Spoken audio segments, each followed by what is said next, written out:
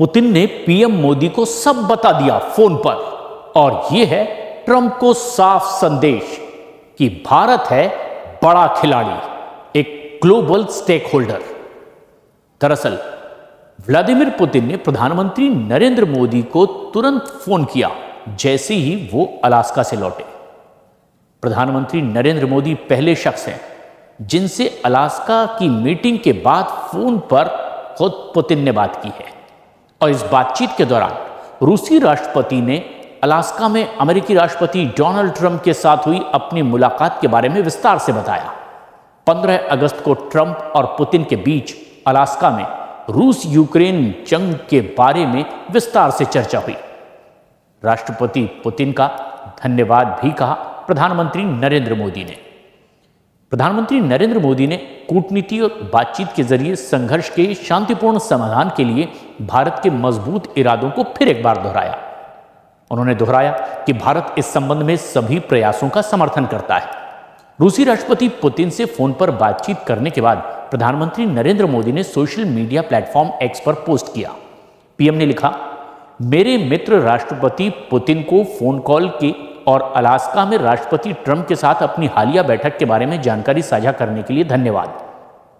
भारत ने यूक्रेन संघर्ष के शांतिपूर्ण समाधान का लगातार आह्वान किया और इस संबंध में सभी प्रयासों का समर्थन भी करता है, और मैं आने वाले दिनों में हमारे निरंतर आदान प्रदान की आशा भी करता हूं। रूस के राष्ट्रपति व्लादिमीर पुतिन और प्रधानमंत्री नरेंद्र मोदी के बीच हुई बातचीत नॉर्मल नहीं है। ये पिछले 2 हफ्तों में दूसरी सीधी बातचीत है। पिछली बार 8 अगस्त को पुतिन ने फोन करके मोदी को यूक्रेन युद्ध से जुड़े पूरे हालात के बारे में विस्तार से बताया, लेकिन इस बार कॉल इसीलिए और ज्यादा मायने रखता है क्योंकि अलास्का में अमेरिकी राष्ट्रपति डोनाल्ड ट्रंप से करीब 3 घंटे की लंबी मीटिंग चली, और इसके बाद पुतिन ने सबसे पहले भारत में प्रधानमंत्री नरेंद्र मोदी को फोन लगाया और पूरा हाल बताया कि आखिर बैठक में क्या हुआ, आगे की रणनीति क्या होगी, इस पर भी संभवतः बातचीत हुई। इसके मायने बेहद खास है क्योंकि यह बातचीत दिखाती है कि पुतिन भारत को ग्लोबल स्टेक होल्डर मानते हैं, और पुतिन यह मैसेज देना चाहते हैं कि रूस भारत रिश्ता अलग स्तर पर है। और इन सब से यह मैसेज तो क्लियर है कि भारत ही असली खिलाड़ी है।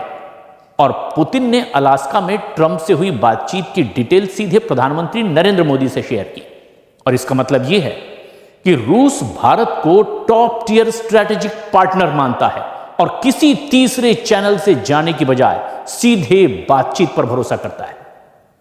अमेरिका और रूस की बातचीत का असर एशिया, यूक्रेन युद्ध, एनर्जी सप्लाई और ग्लोबल सिक्योरिटी पर भी पड़ सकता है। पुतिन ने यह संदेश दिया कि भारत को साइडलाइन नहीं किया जा सकता, बल्कि उसे भी अपडेट रखना जरूरी है। अमेरिका और रूस दोनों ही चीन को लेकर के अपनी अपनी पोजीशनिंग कर रहे हैं, और भारत के साथ चर्चा करके पुतिन ये जताना चाहते हैं कि रूस भारत रिश्ते एक अलग लेवल पर हैं। इसमें किसी को कोई गलत फहमी नहीं होनी चाहिए, और रूस दिल्ली की बीजिंग से मुकाबले में बराबर की अहमियत भी दे रहा है। पीएम मोदी लगातार युद्ध खत्म करने के लिए संवाद और समाधान की बात कर रहे हैं, और पुतिन ने यह फोन करके भारत की शांति पहल और मॉरल सपोर्ट को अहमियत भी दी है। साथ ही साथ वेस्ट को भी सीधे संकेत दिया कि भारत के साथ रूस का पुल बहुत मजबूत है। कई मायने इसके निकल रहे हैं।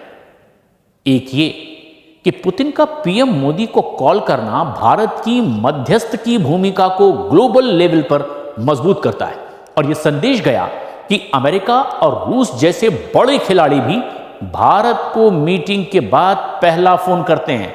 अलास्का में ट्रंप और पुतिन की मुलाकात का सीधा असर वैश्विक राजनीति पर दिख रहा है, और भारत इससे अछूता नहीं है।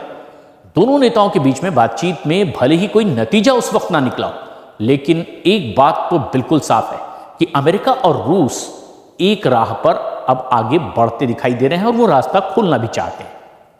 ऐसे में भारत के लिए यह मौका भी बड़ा है। भारत पहले ही साफ कर चुका है कि वो यूक्रेन युद्ध का हल केवल बातचीत और कूटनीति से देखना चाहता है, और अगर इसमें भारत की राय या मध्यस्थता की संभावना बनती है तो मोदी सरकार यूक्रेन की शांति प्रक्रिया में अहम वैश्विक खिलाड़ी बन सकता है। कुल मिलाकर ट्रंप पुतिन बातचीत का असर भारत के कूटनीतिक वजन को और ज्यादा बढ़ाता दिखाई दे रहा है।